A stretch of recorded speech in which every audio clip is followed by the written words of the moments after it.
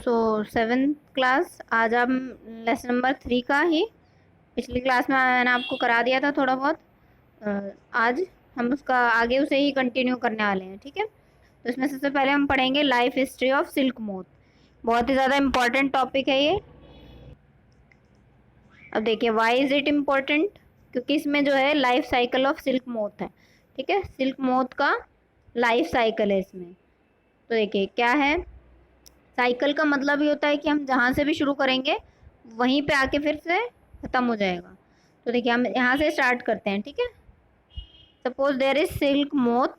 Silk moth जो है ये एक तरीके का ऐसे बटरफ्लाई की तरह दिखने वाला होता है। इससे हमें सिल्क मिलता है। अब किस तरीके से मिलता है, किस चीज़ से मिलता है, इसकी वो देखना है हमें। तो सिल्क मोथ है, इसमें मेल और फीमेल होंगे, ठीक है। दो टाइप के होंगे, मेल होंगे और फीमेल होंगे। तो फीमेल मोथ जो है वो कहाँ पे ले एग अपने ले करेगी, मलबरी लीव्स पे, ठीक है। तो मलबरी प्लांट है, उसकी लीव्स पे क्या करेगी, एग ले करेगी। Eggs on mulberry leaves show कर रखे हैं ये आपको, देखिए छोटे छोटे हैं ना। तो ये क्या है, एग्स हैं किसके, सिल्क मोथ के। फिर देखिए आगे क्या होगा, कैटरपिलर हैचेज आउट ऑफ एग। अब एग जो है उसमें से क्या बाहर निकलेगा, कैटरपिलर। तो जो कैटरपिलर है फिर ये बन जाएगा, ठीक है। सिल्क वॉर्म भी कहते हैं इसे। सिल्क वॉर्म जो है वो डेवलप करेगा जो सिल्क वॉर्म है ये डेवलप करेगा किस चीज़ को खा के, बड़ा किस चीज़ को खा के होगा ये, तो मलबरी की लीव्स है ना जो, उन्हीं को ये खा खा के बड़ा होता रहेगा, ठीक है। ग्रो करेगा और फिर ग्रो करने के बाद यहाँ पे नेक्स्ट ककून शो कर रखा है ना।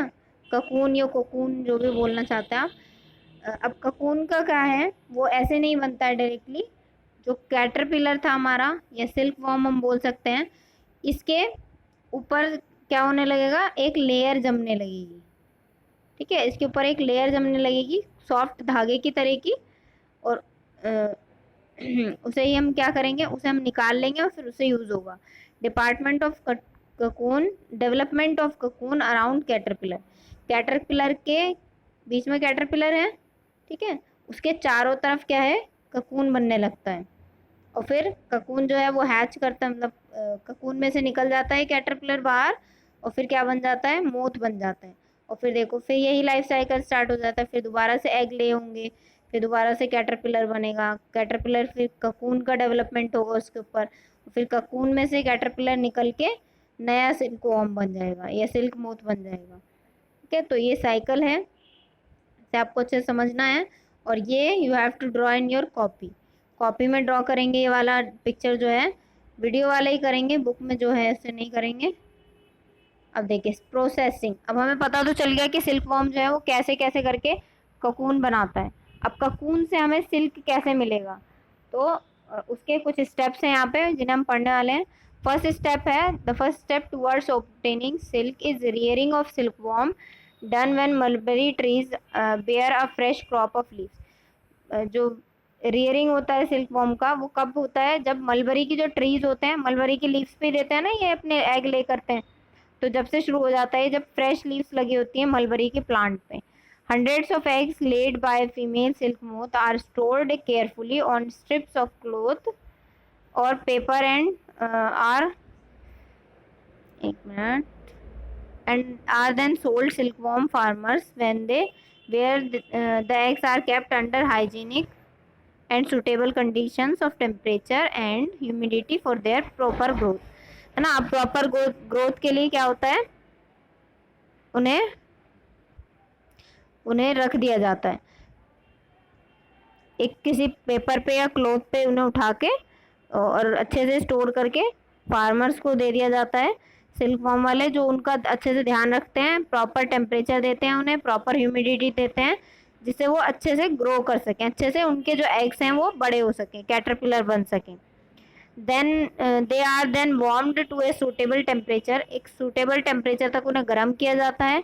This enables the larva to hatch from egg, जिसकी वजह से जो लार्वा है वो अंडे से बाहर निकल पाता है, एग से बाहर निकल पाता है। The larva also known as caterpillar और सिल्क वॉर्म। तो लार्वा को हम कैटरपिलर या फिर सिल्क वॉर्म भी कह सकते हैं।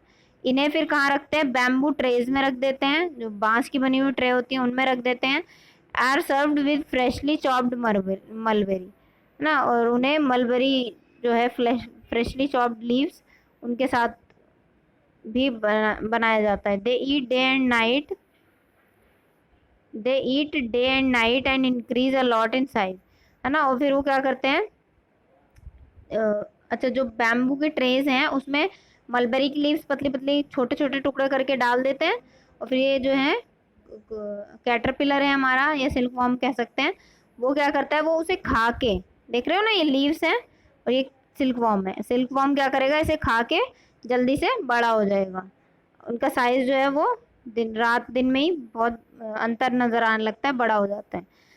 आफ्टर 25 to 30 days, 25 से 30 दिन बाद, the silkworm stop eating and move to a tiny chamber of bamboo. जो बैम्बू की ट्रे थी वो उसके एक छोटे कोने में चला जाता है, खाना बंद कर देता है ये और उसके छोटे कोने में चला जाता है। In the tray having small racks और ट्विग्स और स्पिन ककून, है ना, उसमें एक ककून फिर बनना शुरू हो जाता है। The silkworm spins the cocoon inside which further development into the silkworm take place, ना। अब ये क्या करता है, अपने ऊपर सिल्क वॉर्म की कवरिंग कर लेता है। सिल्क वॉर्म जो है अपने ऊपर किस चीज़ की कवरिंग कर लेता है, ककून की, ऐसा दिखने लगता है। फिर इसके अंदर ही अब इसकी डेवलपमेंट होती है। फिर ये क्या करते हैं, नेक्स्ट स्टेप में देखिए लिखा है, the second step towards obtaining silk is processing of silk. अब सिल्क प्रोसेसिंग होगी। The pile of cocoons used to obtain silk fibers are kept under the sun or boiled or else exposed to steam to separate the silk fiber। अब ये जो cocoon बन गया है ना, तो ये खुद हैच नहीं कर सकते हैं इसे कैटरपिलर जो है, तो या फिर खुद हैच करने का वेट नहीं करते हैं जो फार्मर्स होते हैं, जो इसकी करते हैं, उगाते हैं, इन्हें बनाते हैं। क्या करते हैं, या तो बॉईल कर देते हैं ककून को, या फिर जो ककून है उसे धूप में रख दिया जाता है, सनलाइट में रख देते हैं, ताकि टेम्परेचर उसका हाई हो और वो खुद ही बाहर निकल जाए। ठीक है, ये करेंगे। आगे देखिए क्या लिखा है, this process known as reeling, और इस प्रोसेस को हम रीलिंग कहते हैं। Is done using machines which unwinds the threads of fibres of silk from the cocoon which then spun into silk threads, है ना। अब देखिए रीलिंग करी जाती है, मतलब इसमें से अब ये निकल गया, जो वॉर्म था हमारा, सिल्क वॉर्म कैटरपिलर जो भी था वो निकल गया, तो इसे ऐसे करके धागों में फिर मशीन से धागे बना दिए जाते हैं इसके, ना। और कॉटन का क्लॉथ जो है वो वीवर्स को दे दिया जाता है, मतलब या तो मशीन से बुन लिया जाता है उसका धागे को, या फिर हाथ से भी कुछ लोग करते हैं इसकी में कारीगरी, तो वो कर लेते हैं। ठीक है, इतना ही था आपके लेसन में, और लेसन होता है यहाँ पे ख़त्म आपका। एक्सरसाइज हम नेक्स्ट लेसन में करेंगे। और आपको मैंने होमवर्क क्या दिया है, आपको ये ड्रॉ करना है, ये वाला जहाँ मैंने एक्सप्लेन करा था इसे, वहीं पे आपको क्या करना है, जाके इसे अच्छे से देखना है पूरा किस तरीके से क्या ड्रॉ हुआ है, और एक एक चीज़ लिखी होनी चाहिए, है ना। कॉपी में मैंने आपसे कहा था ना, ऐसी कॉपी बनाएंगे जो एक साइड लाइंस होंगी और एक साइड प्लेन होगा, तो प्लेन वाली साइड पे आपको इस वाली साइड पे ड्रॉ करना है। ठीक है, यहाँ पे लिखेंगे जब क्वेश्चन आंसर आएंगे आपके तब। ठीक है, तो आज की क्लास हम यहीं पे फिनिश करते हैं।